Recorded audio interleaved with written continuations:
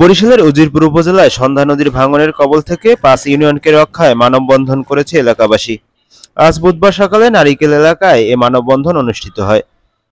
সন্ধ্যা নদীর পাশে বড়কোঠা ইউনিয়নের সাকরাল, নারিকেল, চাউলাহার এলাকায় ভাঙন প্রতিরোধে বাঁধ নির্মাণের দাবিতে এ মানববন্ধন করে ভুক্তভোগীরা।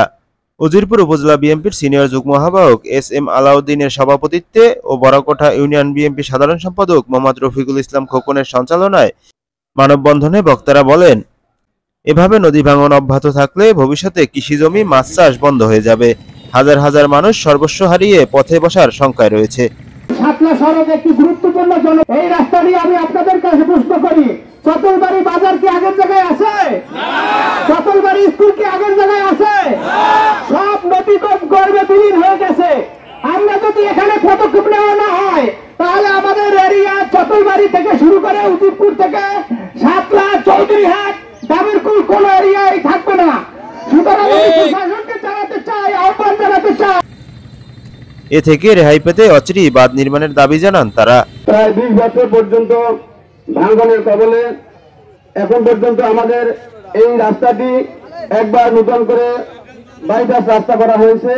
কিছু অংশ নদীর গর্ভে বিলীন হয়ে গিয়েছিল। এখন বাকি অংশটুকু সম্পূর্ণ ঝুঁকির মুখে। তার দৃষ্টি আকর্ষণ করে বলছি, তিনি যদি একটু চেষ্টা করেন তবে ডিসিমার মাধ্যমে আমরা পানি উন্নয়নের মাধ্যমে আমরা এই নদী ভাঙনের রোধ প্রকল্প বন্ধ করতে পারি।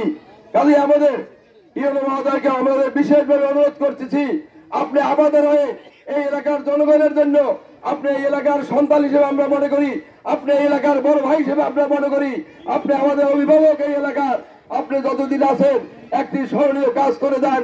এই সন্ধ্যা নদীর ভাঙনটাকে আপনার মাধ্যমে আমরা রোধ করতে চাই। আমাদের এই নদী ভাঙন রোধ সফল হোক, সফল হোক, এই আশাবাদ ব্যক্ত করে সবাইকে ধন্যবাদ।